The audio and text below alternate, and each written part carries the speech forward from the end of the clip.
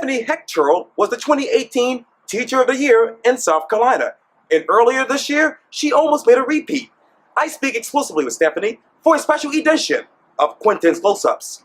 And be sure to download the free Quintin's Close-Ups app in your Apple or Google Play stores. And of course, subscribe to my YouTube channel and listen to this interview later on my free Quintin's Close-Ups iHeartRadio podcast. Stephenie Haecherl, it's so good to meet you. It's good to meet you as well, Quintin. Oh, I appreciate it greatly. We've been trying to get this done for a couple of months now. Yes. And you are a star here in Charleston. Obviously, you were the 2018 Teacher of the Year for Charleston County. And I know that you love being a part of being second grade here at Whitesides Elementary. What is it like to be you these days? It's a little crazy right now. It's been very rewarding, a great experience for me.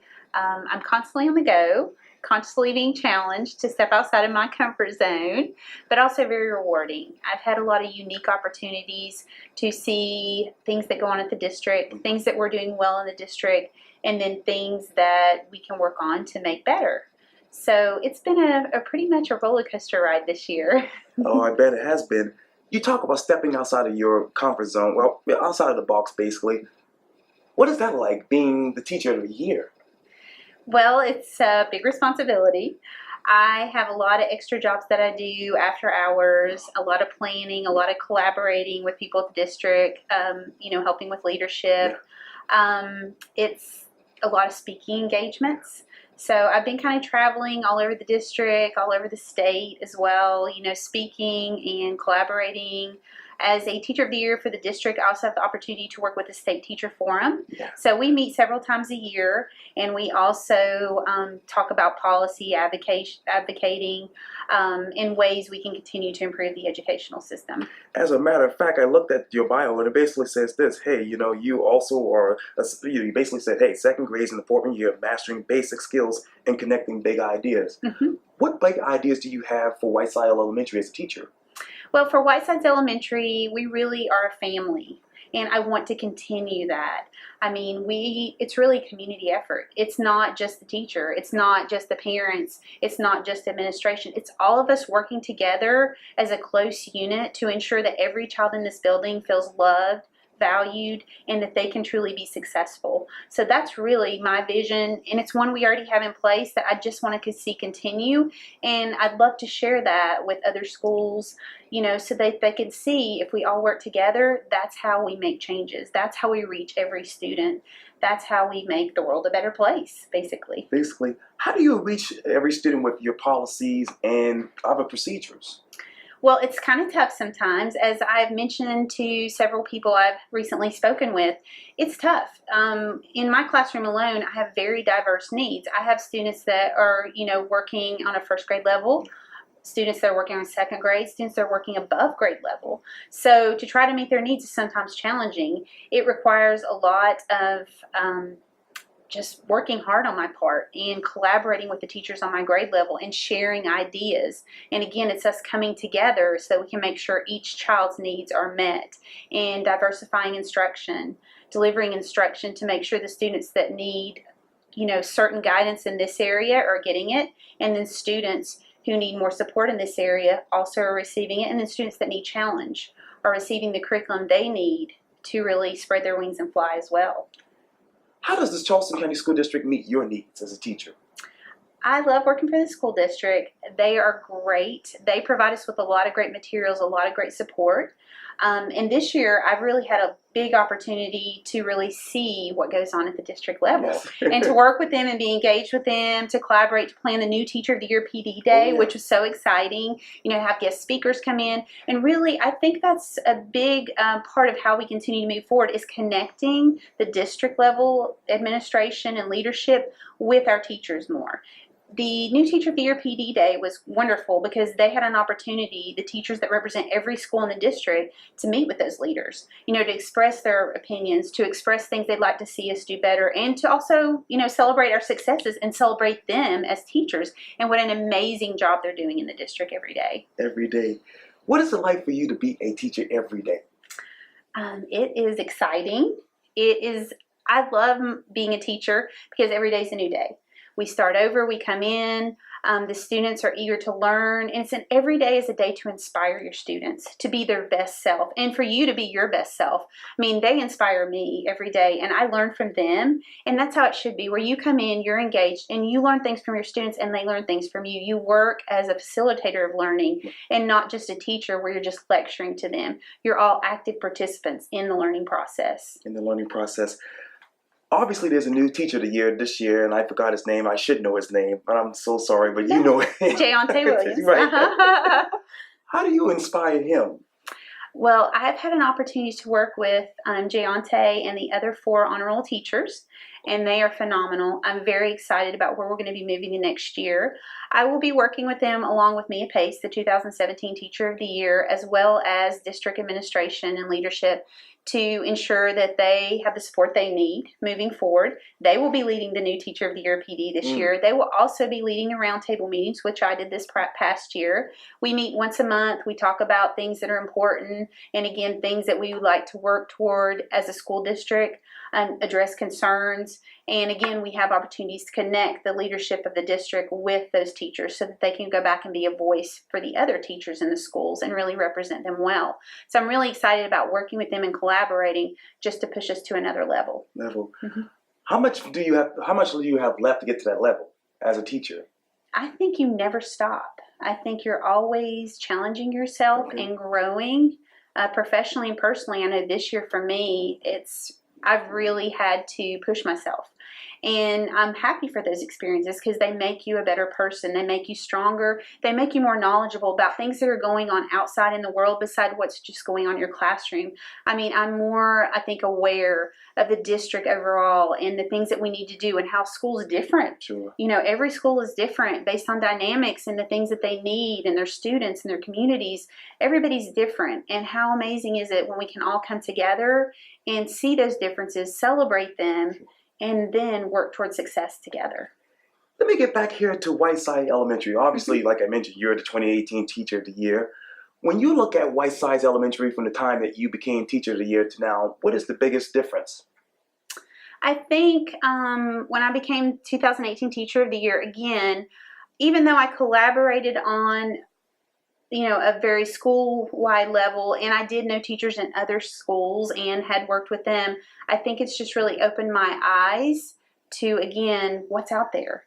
And with Whitesides, I've been able to come back and share information with my teachers that I didn't know, and be able to provide more answers about things that I was unaware of. I've also had the opportunity to be inspired by so many people and just to spread that around our school. Patrick at Wando High School, he's a very big advocate, and I've had the pleasure of getting to know him, which has been phenomenal. He is a wonderful advocate for our school system, for our district, just overall a great human being. But I think having those experiences to share with those people and bringing that back to Whitesides has helped us grow as a family as well. It's also been a little crazy because we've had a lot of visitors coming in and out, and so we've all had to adjust our schedules, but it's been amazing to see the transformation just in myself, how much I've grown this year and how appreciative I am of those opportunities. You talk about visitors. Obviously, State Superintendent Marley Spearman and, of course, Charleston County School Superintendent Dr. Postaway came by earlier this year because you were one of the finalists for this year. Where were you emotionally when you were surprised? I really still have a hard time wrapping my head around it. I was so surprised to see them peeking in the door and my students are all staring and, looking.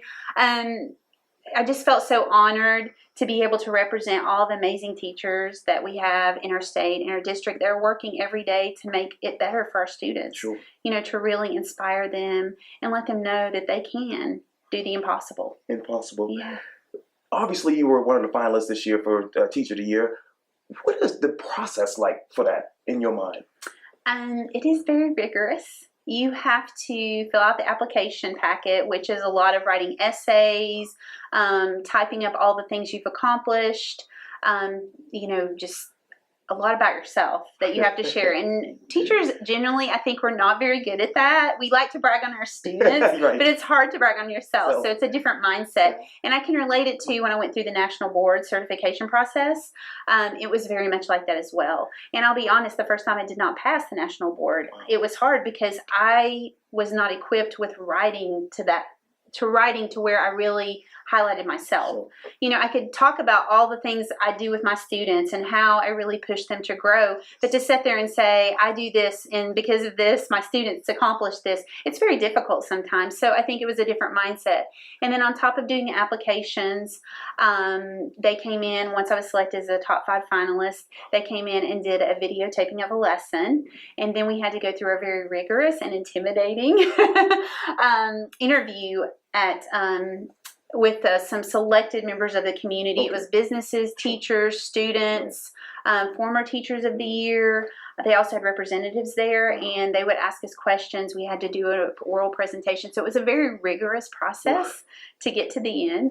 But again, it made me a better person, I think, and more reflective on my teaching practices and things that I feel like I'm doing really, really well at, and things that I need to do better, you know, things that I can improve in. Because again, we're all always moving forward in group and growing individually and together as a team. And that level, I don't think you ever meet it. You just keep setting higher and higher goals for yourself, just like you do for your students. Yes. And if you were to crunch up the data for Whiteside Elementary, what would the average person see? I think they would see again that we have a lot of growth. We do have a lot of students that operate on a higher level, but it's very diverse in a lot of other areas. And we also really just push our students to excel where they are. So we embrace every student as an individual. We don't try to lump them all together. We really try to personalize our instruction to where every student's needs are being met. I know you have a lot on this board that you have to write. But if you were to write your goals about being a teacher next, what would those be?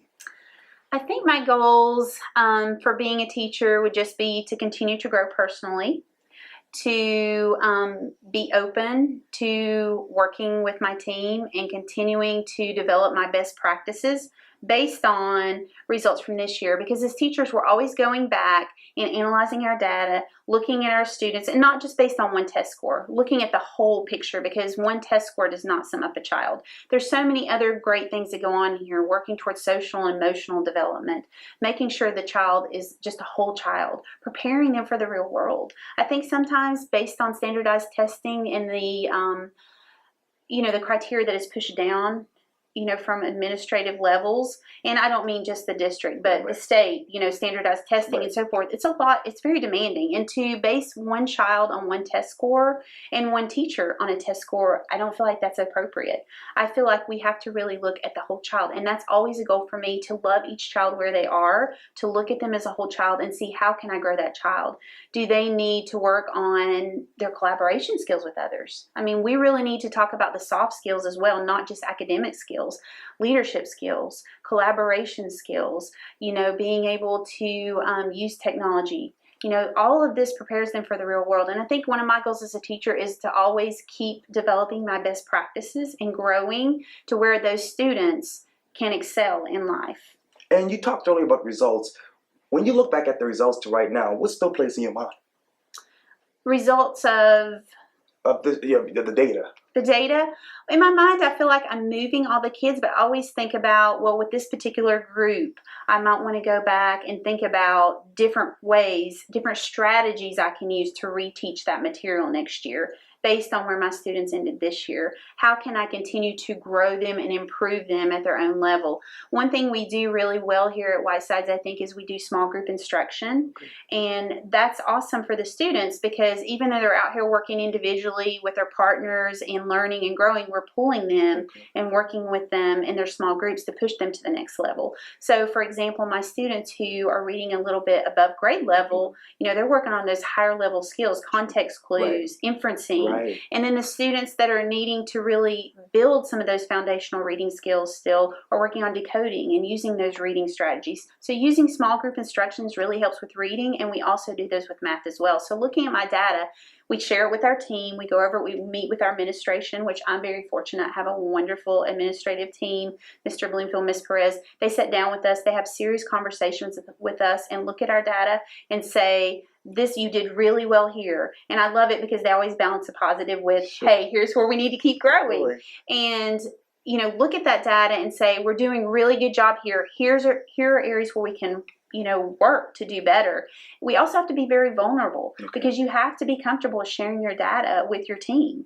And that means somebody else in my team may be doing a better job at teaching this particular skill in math. Well, I need to find out what they're doing because I want to make sure that I'm implementing those practices. And then I think it works really well because, especially my team, they're very diverse. Right. So we all bring different strengths. So recognizing our strengths and weaknesses and then working together to improve one another and challenge one another and to make better instruction for our grade level and our school and our district overall. That's how we get to where we need to be, sharing those best practices and not being afraid to be vulnerable and say, hey, I could do a better job with teaching this skill. What are you doing? And let's share that. That's so great to hear. Well, Stephenie Haecherl, thank you so much for your time. I really, really appreciate this. Thank you for coming, and I appreciate you speaking with me today. Anytime here on Quintin's Pulse Ups. Thank you. Thank you. Yeah.